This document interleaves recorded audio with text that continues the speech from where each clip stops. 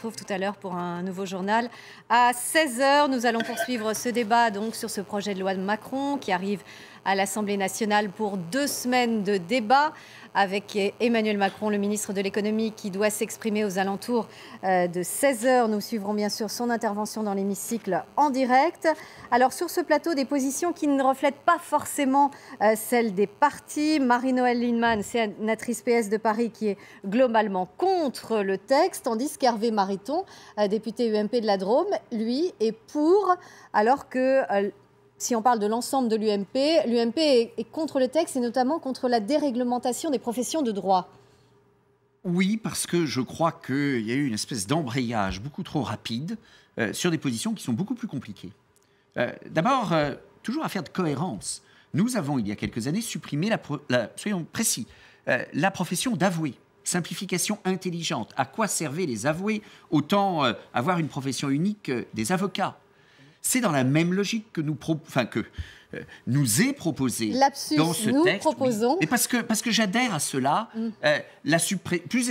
plus exactement, non pas la suppression d'ailleurs, c'est trop timide, mais l'élargissement des conditions de postulation. La possibilité pour un avocat d'aller au-delà de son tribunal de grande instance. Nous avons porté la suppression des avoués. Au nom de quoi veut-on alors maintenir une postulation restreinte au seul tribunal de grande instance auprès duquel est inscrit, au barreau duquel est inscrit l'avocat.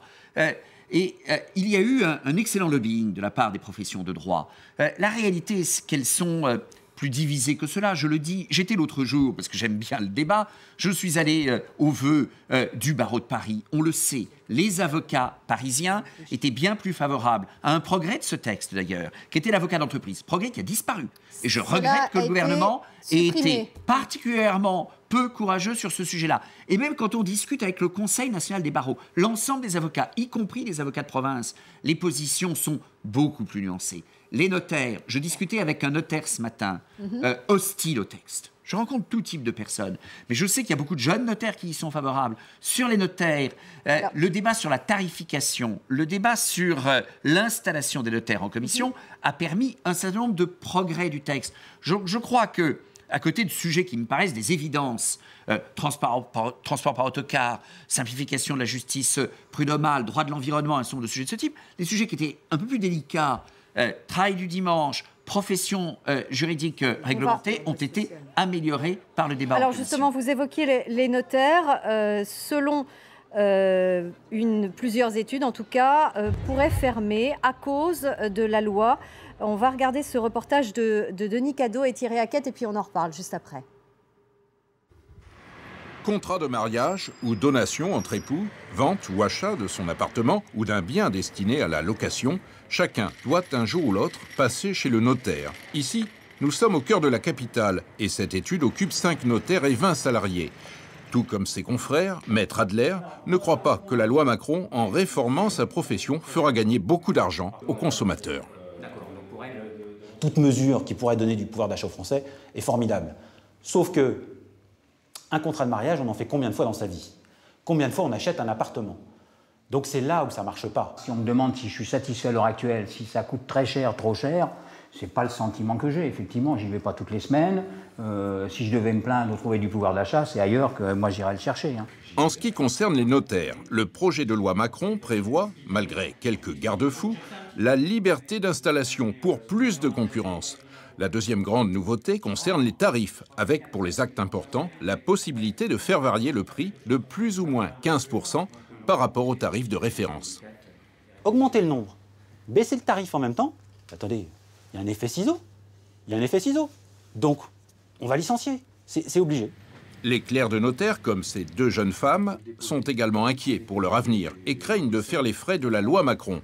Une réforme très proche, initiée aux Pays-Bas voilà une quinzaine d'années, avait abouti à une légère baisse des tarifs, mais à une forte réduction du nombre de notaires et de leurs salariés. Marie-Noëlle Lienemann, la déréglementation des professions de droit, vous y êtes également opposée, même s'il y a une baisse des tarifs à la clé? Oui, alors j'observe que la droite, quand il faut déréguler les salariés, sont pour, et quand il faut déréguler les notaires ou les professions de droit, sont beaucoup plus modérés. Mais moi, j'ai la même position. Il se trouve que j'étais au Parlement européen quand on a discuté de la libre concurrence dans, par exemple, les professions de notaire. Et des expériences ont été menées ailleurs. Qu'est-ce qu'on observe ? On observe qu'au lieu de déréguler au service du consommateur, celui qui a beaucoup d'argent, celui qui peut choisir un notaire avec qui il va négocier des situations bonnes, va se retrouver plutôt conforté. Encore qu'en France, 80% des coûts de notaire, ce que les gens croient être la rémunération de notaire, c'est des taxes. Hein. C'est pour l'État. C'est pour l'État. D'ailleurs, le notaire est collecteur pour l'État. Et libre concurrence d'installation pour des collecteurs d'État, ça me paraît quand même limite dans le système. D'autant plus que on a vu à l'étranger beaucoup de ces fameux notaires nouvellement installés être des grands artisans de l'évasion fiscale. C'est par exemple ce qu'on a observé au Portugal. Au point d'ailleurs qu'au Portugal, ils sont en train, parce qu'on est en train de faire tout ce que les troïkas demandent partout, hein, déréguler les professions, le code du travail, etc.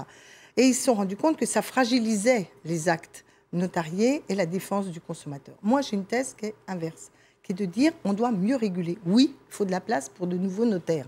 Il faut donc une carte qui permette de dire, dans certains endroits, il est opportun d'avoir davantage de notaires.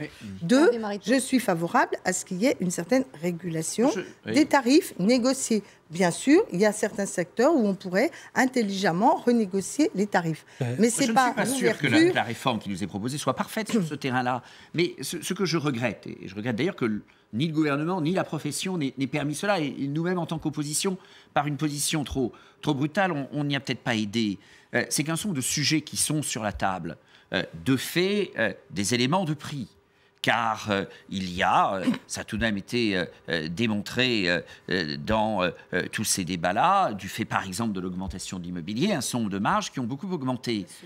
Mais les délais, enfin, tout ce qui est dit et qui est juste sur le fait que la France est un pays où les décisions vont lentement, décisions publiques, actes juridiques. Et si on était capable, avec la sécurité juridique, c'est important. Et je rends acte notaire. Si on était capable d'aller plus vite, combien de temps je vais vous donner un exemple pour mener vécu. Une opération immobilière, je vais vous donner pour résoudre un une exemple transaction, vécu. ça serait mieux pour la croissance et l'emploi. L'héritage d'une personne, c'est le délai du service des impôts où il y a de moins en moins de salariés qui bloque le notaire. Mais les deux comptent. Donc, la réalité, c'est que c'est quasi... Je ne veux pas les défendre parce que je ne peux pas dire que ce sont des gens de gauche en tendance lourde. Mais moi, j'essaie d'être objective sur ce qui se passe.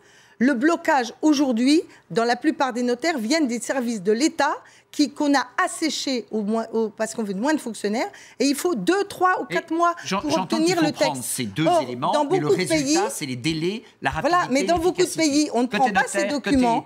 Et quand il y a une contestation, par exemple, sur le fait que les impôts aient bien été payés et que vous n'êtes pas redevable de ce que les autres auparavant ont fait, et bien dans les autres pays, ça emmène plein de gens au tribunal et ça embouteille les tribunaux. Mais donc je ne suis pas... dont acte de la sécurité juridique, je ne suis pas sûr que ce soit l'enfer dans les autres pays pour autant. Non, mais il y a quand même... Allez acheter un bien en Espagne, vous verrez la différence. Je n'ai pas de bien en Espagne, rassurez-vous. Plus, mais il se trouve qu'ayant été ministre du Logement, j'ai regardé comment fonctionnait le marché de l'immobilier ailleurs. Donc ce que je peux vous dire, c'est que nous avons besoin d'une meilleure... Et je prends un exemple. Pourquoi avoir mis à l'autorité de la concurrence l'organisation du système des notaires ? C'était beaucoup mieux de mettre... Pas l'organisation, les conditions de concurrence. Oui, mais justement, on aurait pu... C'est logique. Quand je dis qu'il faut mieux réglementer, on aurait pu penser que c'était un groupe issu des professions juridiques et du garde des Sceaux, du ministère de la Justice, parce que la justice n'est pas un bien comme les autres, n'est pas la gauche de la gauche comme défenseur des ordres. Non, pas des ordres. Corporations. Je n'ai pas dit des ordres, je demande que ce soit l'État qui organise ça. Je n'ai pas dit les ordres. Mais vous voyez bien qu'on passe d'une économie de marché à une société de marché. Tout est concurrence. Tout est fric, tout doit être rentabilisé. Je ne suis loin de moi cette idée-là. Et je pars en séance. Oui, si vous permettez, puisque la concurrence vous semble quelque chose de négatif, à commencer par la vie politique, qui vous met en concurrence les uns avec les autres. Oui. Donc la liberté, de mon point de vue, dès qu'il y a... Oui, voilà, le rôle de l'État, c'est aussi de garantir les règles du jeu. Il faut que les règles du jeu soient claires. Pour moi, dès qu'il y a du monopole ou une situation d'oligopole, ce sont les petits, les consommateurs, les petites entreprises, les PME qui subissent les conséquences. Le travail du dimanche, c'est exactement ça. C'est les petits qui vont payer les pots cassés et les autres. PME est très réservé là-dessus. Tout à l'heure, monsieur, vous parliez de la défense des salariés contre les patrons. Moi, je ne me sens pas dans la peau d'un patron, comme vous dites, tout simplement, parce que j'ai été au chômage. J'ai été au chômage quand j'ai créé ma société. Aujourd'hui, j'ai 130 salariés. Et j'étais au chômage il y a 5 ans. Oui, mais je n'ai pas vu le passage, si vous me permettez. C'est-à-dire que je travaille plutôt beaucoup plus. Mais vous faites travailler des gens qui vous rapportent de l'argent. La liberté que vous avez, voilà. vous. Il y a un lien de subordination, donc il y a des antagonismes. Ils sont reconnus. Et quand on dit les gens sont volontaires, laissez-moi rire, quand vous n'avez pas de boulot, et que vous risquez de ne pas avoir de maintien de votre emploi, croyez-moi, votre liberté, elle est quand même extrêmement ma responsabilité, c'est de leur permettre de travailler, de gagner plus et de les accompagner dans leur développement professionnel, de se former en permanence. On est en train de réfléchir au développement dans d'autres pays. Vous savez, j'ai une entreprise de portage salarial et on a rencontré les dirigeants de la Tunisie, qui est un pays ami et voisin, francophone. Et la solution que nous préconisons là-bas suscite un très grand intérêt, justement pour faire rentrer dans le périmètre donc, de la protection sociale beaucoup de gens qui travaillent au noir parce qu'eux, ils n'ont pas le choix. Donc moi, je suis d'accord, il faut absolument de la régulation, mais il faut permettre à ceux qui sont exclus du fameux CDI que vous préconisez, il faut les faire rentrer à nouveau dans le système. Et nous, on contribue à cela. C'est ce que fait la loi Macron, là. Par ailleurs, c'est tout à fait utile qu'il y ait des groupements de salariés. Je voudrais vous dire que justement, il y a des petites niches qu'on ne voit pas, qui auront des conséquences en matière de droit. Par exemple ? Par exemple, vous avez aujourd'hui un certain nombre, et on va ouvrir la boîte de Pandore d'un certain nombre de contrats avec des gens qui vont travailler pour une entreprise sans qu'ils aient un contrat de travail ou sans qu'ils soient obligés de respecter le droit du travail. Parce qu'aujourd'hui, vous ne pouvez pas travailler pour quelqu'un d'autre, même si c'est un contrat personnel, sans vous référer au droit du travail in fine dans l'arbitrage. Or là, on ouvre la boîte de Pandore puisqu'on dit que ça va être des contrats civils. C'est-à-dire, ils s'exonèrent du contrat de travail. C'est exactement ce qui se passe avec Uber. C'est-à-dire, vous avez des gens qui sont individuellement en soi-disant contrat civil, en se substituant à ce qu'est historiquement le contrat du travail, par exemple, qu'ont les taxis. Et d'ailleurs, une fois que vous mettez le doigt dans l'engrenage, toute une série d'autres taxis risquent, par concurrence, de démanteler le système du droit du travail au motif du rapport soi-disant égal entre celui qui offre son travail et celui qui en propose. Et ça, c'est quelque chose, dans un premier temps, on ne s'en rend pas compte. On dit « oh, c'est secondaire, c'est un truc technique ». Et petit à petit, c'est comme ça qu'on a vu d'ailleurs se multiplier dans certains pays une sortie du droit du travail au motif que vous êtes un travailleur indépendant dans un contrat, vous n'avez pas la protection sociale, toute une série de choses qui ne sont plus garanties. Cette fragilité est extrêmement dangereuse, elle s'insinue dans un des articles, elle n'est pas forcément immédiatement généralisée, mais vous savez, toute une série d'entreprises qui vont arriver vont vite avoir obtenu. Mais madame, vous savez que les indépendants ont également un système de protection sociale. Mais ça n'est plus ça, monsieur. Justement, à la limite, on a aujourd'hui la capacité d'avoir des contrats entre indépendants. Et là, ce qui est proposé, ce n'est pas cela. C'est un contrat civil de prestation qui ne vous donne plus le statut de travailleur indépendant. Voilà, moi, l'idée, je suis très pragmatique, je veux dire, je pense qu'il y a du travail dans les entreprises. Il y a certaines personnes qui ont un emploi, et parce qu'ils ont un emploi, souvent, ils ont trop de travail, et c'est cause, pour certains, de souffrance, le fait d'avoir trop de travail. Et il y a ceux qui souffrent de ne pas avoir assez de travail, donc ils sont au chômage. Et tout ce qui va dans le sens d'ouvrir, de libérer les énergies va dans le bon sens. Parce que je suis convaincu qu'il y a dans l'économie française des gisements en dizaines de milliards d'euros de facturation, donc qui peuvent donner lieu à du travail. Massive des travailleurs pauvres. Des temps partiels en particulier dans le commerce. C'est bien beau d'aller dire il faut que tout le monde travaille, mais si c'est pour que les gens soient dans une situation de pauvreté absolue tout en travaillant, je m'excuse, j'espère que la société... Je ne suis pas pour. C'est le but actuel. Je ne peux pas vous laisser dire ça. C'est ça qu'on observe. Et qu'on nous prétend... Les salaires que j'offre en portage salarial vont entre 2 3 000 et 15 000 euros par mois. Un exemple individuel, ça ne vaut pas sur... ce qui se passe actuellement. Je suis légitime pour vous parler de mon expérience. Mais je suis légitime aussi pour vous parler des négociations dans les branches du commerce. Il y a 32 conventions collectives du commerce non alimentaire. Tous les accords sur le temps partiel vont en dessous des 24 heures. Il y a certains signataires de l'ANI sur la flexisécurité ont brandi comme une grande victoire les 24 heures. En réalité, on peut déroger en branche, on peut déroger en entreprise, et pire, c'est là où je dis on veut casser la République sociale, on peut faire un accord de gré à gré. Ça veut dire qu'on exclut le salarié d'une partie du Code du travail. Voilà le danger. Ça veut dire que les salariés sont à poil. Voilà. Et le Code du travail est largement attaqué, en particulier par la loi Macron, puisqu'on veut attaquer la possibilité qu'une entreprise soit condamnée pour un délit d'entrave. Les délits d'entrave, c'est quelque chose d'hyper important. Ça ralentit certains plans sociaux et ça améliorerait certaines conditions. Si vous me permettez, c'est pas tout à fait l'objet de la loi. Un exemple, l'objet de la loi, c'est de dépénaliser le délit d'entrave. Il peut toujours y avoir des peines financières. Déjà, aujourd'hui, ils s'en fichent. Ils payent donc ils payent. Oui, ça, il n'y a pas de problème. On a eu des procès contre des entreprises. Elles ont payé. Les juges ont pourtant donné des astreintes importantes. C'est le juge qui fixe les astreintes. Eh bien, ils s'en fichent, ils continuent. L'objectif, c'est de prendre des parts de marché. Un point, c'est tout. Sur le travail du dimanche, il y a un des fers de lance, M. Bourrelier, qui a avoué dans une lettre qu'il envoyait à ses salariés au mois d'août que ça ne lui rapportait pas suffisamment d'argent, que ce n'était pas rentable. Alors, justement, sur le travail du dimanche, l'un des axes phares de cette loi dont on a beaucoup parlé, les maires pourront donc décider d'ouvrir jusqu'à 12 dimanches par an et dans les zones touristiques, ça pourrait être ouvert tous les dimanches. Pascal Michel, Jean-Vincent Fournis ont recueilli quelques réactions à Toulouse où les commerces avaient choisi justement de rester fermés. Un dimanche radieux à Toulouse. Musique, touristes et pigeons, place du Capitole. En terrasse, on se dort au soleil. Le dimanche à Toulouse, comme partout ailleurs en France, les rues commerçantes affichent fermées. Pour trouver du monde au travail, il faut aller dans les restaurants, les cafés. Et là, on n'attend rien d'une ouverture dominicale. Et les gens, je pense, le dimanche, ils sont plus là. Ils sont là, c'est pour prendre par exemple le matin le petit déjeuner comme ça. C'est pas forcément pour les magasins. Donc je ne sais pas si ça va changer les habitudes des gens. Des restaurants, des bars, des cafés d'ouvert, oui. Après, faire ses courses le dimanche, non. Justement, profiter d'une ville le dimanche, c'est autre chose.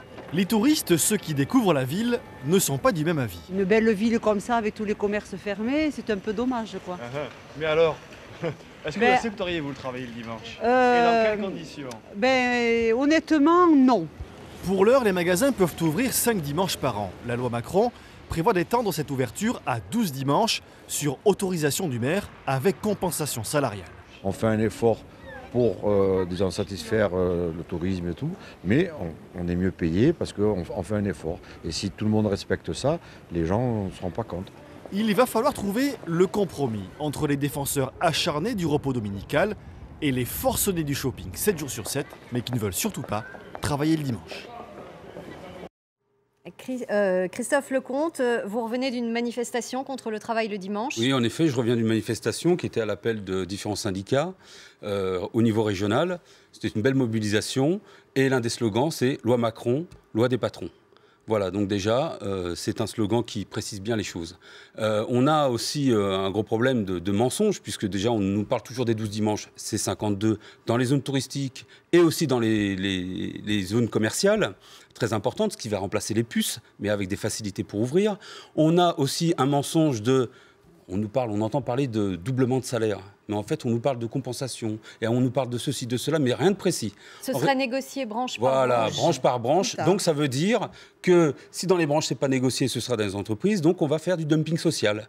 C'est celui qui paiera moins qui va obtenir plus de bénéfices. Et voilà, en fait, on casse l'unité de la République. Alors, on nous fait Mais il y a déjà beaucoup de professions qui travaillent le dimanche. Oui, mais alors là, c'est bien. Je vais vous dire, allez dans un magasin si vous avez l'appendicite, plutôt que d'aller dans les urgences d'un hôpital. Je vous dis, c'est pas la même chose. Là, faut pas mélanger tout. Oui, il y a des professions comme dans la sécurité, dans la santé. Les transports. Les transports, mais parce que c'est d'utilité publique. Un commerce ouvert, c'est pas d'utilité publique. Les gens, on vient d'un grand congrès qui s'est tenu à Cape Town en Afrique du Sud, avec plus d'1 million d'habitants. Tous les commerces sont fermés le dimanche. Donc pourquoi ils arrivent à s'habiller, à manger, à se loger, et nous, on n'y arriverait pas en région parisienne? Il y a eu quand même des études de fait, d'ailleurs. Le ministre de l'économie a demandé des évaluations de la part de commissions d'experts en regardant justement ce qui se passait chez nos voisins, au Canada, aux USA, aux Pays-Bas. Et d'après ces évaluations, ce serait créateur d'emplois. Beaucoup de temps partiel, beaucoup de pauvreté. Donc là, aujourd'hui, on a beaucoup de salariés qui sont entre 1 SMIC et 1,6 fois le SMIC et en temps partiel. Pourquoi entre 1,6 fois le SMIC et le SMIC? Pour avoir des exonérations de cotisations patronales. Donc on met des dispositions... Ça peut intéresser des étudiants de travailler le dimanche. Donc les parents, ils sont au chômage et on va faire travailler les étudiants. Parce que les emplois qui disparaissent, c'est les emplois de semaine. Ceux qui sont occupés par les parents. Et on va dire maintenant, puisque vos parents ne peuvent pas vous payer vos études, allez bosser. C'est n'importe quoi. On ne peut pas dire que les grands patrons ont raison et que les petits ont toujours tort. Il se trouve que dans le secteur du commerce, la CGPME, pour une large part, est hostile. Parce qu'ils considèrent que c'est les emplois du petit commerce quotidien qui va être percuté par les grands groupes qui vont être au profit des grandes enseignes. Les grands bénéficiaires de cette affaire. Deuxièmement, je suis très étonnée. On dit les maires pour les 12 dimanches et pourquoi pas pour le tourisme? Pour une raison simple, c'est que Mme Hidalgo n'est pas d'accord. Et pourquoi Mme Hidalgo serait moins attachée au rayonnement touristique de Paris que M. Macron? Mme Hidalgo, elle a rencontré les opérateurs du tourisme. Qu'est-ce qu'ils lui ont dit? Un séjour moyen à Paris d'un touriste, c'est 4 jours. C'est rarissime qu'il n'y ait qu'un jour. Et les tours opérateurs, comme la plupart des gens, vont au musée, au resto, découvrir Paris et faire du shopping. Et pourtant, on dit toujours les Chinois, le dimanche, vont à Londres. C'est pas vrai. Les Chinois, le dimanche, ils sont dans les musées. Parce que les tours opérateurs chinois qui accueillent les Chinois en France se sont arrangés pour que le dimanche, c'est la journée musée, parce que les Chinois, ils ne viennent pas que faire du shopping en France. Ils en auraient dans les aéroports. Et donc, puisqu'on demande aux maires, comme par hasard, quand il s'agit de soutenir les très grands magasins, les grandes enseignes, alors là, on ne veut plus voir les maires. L'État saurait mieux que les communes, qui sont quand même porteurs du tourisme, ce qui est bon. Donc pour ma part, je crois que cette affaire est une très mauvaise affaire pour le commerce en général, ne réglera rien, parce que nos capacités touristiques, c'est pas sur le shopping qu'elles sont aujourd'hui en difficulté, c'est qu'il y a des qualités d'accueil qu'il faut encore améliorer, il y a des nouveaux services à proposer, et pas simplement ce type de service-là. Oui, enfin, Madame Lindemann, vous dites à l'instant que les tours opérateurs se sont adaptés au fait que le dimanche ne soit pas travaillé dans les zones touristiques en France. Mais donc ça veut dire en clair que si on modifiait ces amplitudes d'ouverture, ils s'adapteraient également. Et dans le cas des... On détricote le droit du travail des salariés des galeries Lafayette. C'est pas parce qu'on travaille le dimanche qu'il n'y a pas de droit du travail. Oui, enfin, je m'excuse. On le diminue. Et puis, vous le savez bien, j'avais envie de vous demander de façon un peu humoristique, mais lors de votre congrès en Afrique du Sud, est-ce que vous avez travaillé le dimanche pendant le congrès? En fait, pour la grève que vous avez fait aujourd'hui... Vous confondez peut-être le militantisme, et ça, c'est 24 sur 24, 7 sur 7, et le travail. Le travail, c'est que je suis, subordonné par un patron et qui me paye le moins possible. Mais votre véritable patron, ce sont vos adhérents, ce sont vos cotisants. Et vous aussi, vous êtes en concurrence avec d'autres syndicats. En fait, ce que je veux dire, c'est qu'à chaque fois, on parle de petits patrons, d'un petit commerce, etc. Mais c'est un peu comme en Union soviétique. Quelqu'un qui avait son petit jardin, il était mieux cultivé que la ferme collective. Mais je plaisante. Donc vous prétendez défendre les petites entreprises. Oui, parce que j'en ai une. Eh ben oui, la CGPME est hostile au travail du dimanche. Voilà. Les quincailliers ont fait des courriers au ministère du Travail pour dire qu'ils étaient contre l'ouverture des magasins de bricolage, puisque eux, ils sont impactés. Les chausseurs détaillants sont contre le travail du dimanche. Ils ont fait des courriers au ministère du Travail pour dire qu'ils sont opposés à la détérioration de leurs conditions de patron sur les petits commerces, parce que c'est des disparitions d'emplois. Moi, je m'en fiche des histoires de patrons. Mais ce que je veux voir, on a près de 6 millions de chômeurs, il ne faut pas détruire les emplois. Merci. Ainsi s'achève ce débat donc, sur le projet de loi Macron qui arrive à l'Assemblée nationale. Dans quelques instants, un nouveau journal à 16h. Et puis, nous suivrons justement l'intervention du ministre de l'économie, Emmanuel Macron, qui va présenter son texte dans l'hémicycle. A tout de suite et merci à tous nos invités.